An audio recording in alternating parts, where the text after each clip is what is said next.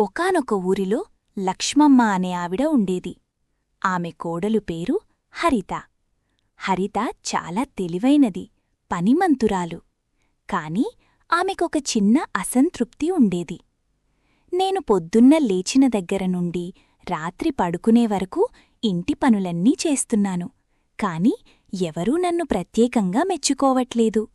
నా కష్టానికి గుర్తింపు లేదేమో అని తరచూ బాధపడుతుండేది.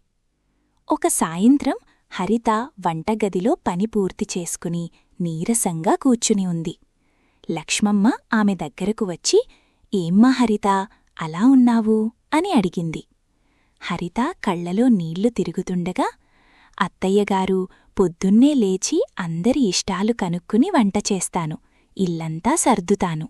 కాని ఎవరూ కనీసం వంట బాగుంది అని ఒక్క మాట కూడా అనరు. నా ఉనికి ఈ ఇంట్లో ఎవరికీ పట్టనట్టు అనిపిస్తోంది" అని తన ఆవేదనను వెళ్లగక్కింది. లక్ష్మమ్మ ఆమె భుజంపై చెయ్యివేసి ఓదార్చుతూ, "నీ బాధ నాకు అర్థమైందమ్మా. దీనికి సమాధానం నీకు రేపు దొరుకుతుంది. రేపు మన బంధువులందరూ భోజనానికి వస్తున్నారు కదా. నువ్వు రకరకాల వంటలు చెయ్యి. పప్పు, సాంబారు, వేపుడు, పిండి వంటలు అన్నీ అద్భుతంగా వండు. కాని నేను చెప్పే ఒకే ఒక్క నియమం పాటించు.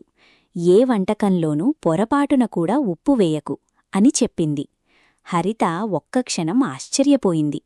"ఉప్పు లేకుండా వంటేంటి అత్తయ్యగారు? ఎవరూ తినలేరు కదా" అంది. దానికి లక్ష్మమ్మ, "నేనున్నాను కదా, నువ్వు ధైర్యంగా నేను చెప్పింది చెయ్యి" అని నమ్మకాన్ని ఇచ్చింది.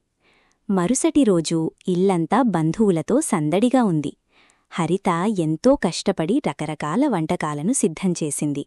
విస్తళ్ల ముందు కూర్చున్న చుట్టాలందరికీ వంటకాల వాసన చూస్తుంటేనే నోరూరుతోంది. హరిత ఎంతో ఆప్యాయంగా అందరికీ వడ్డించింది. అందరూ మొదటి ముద్ద కలిపి నోట్లో పెట్టుకున్నారు.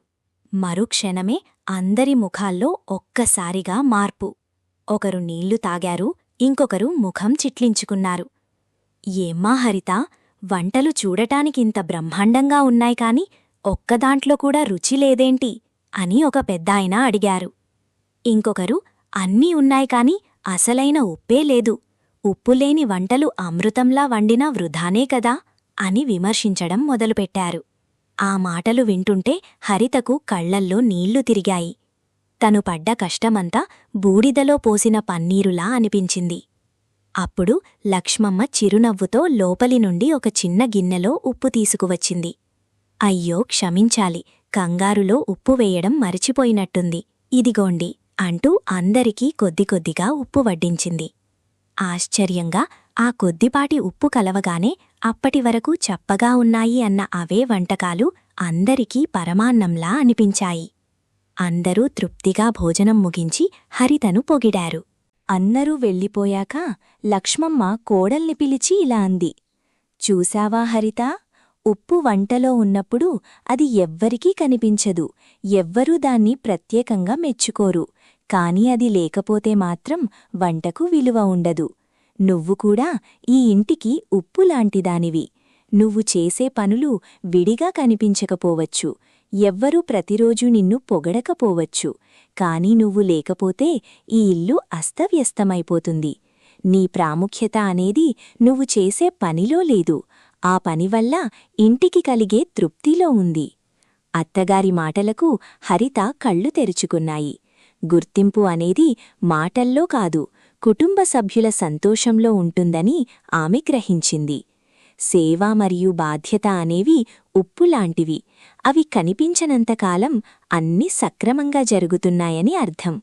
మన విలువను ఇతరుల పొగడ్తలతో కాదు, మనమిచ్చే ఆసరాలో వెతుక్కోవాలి.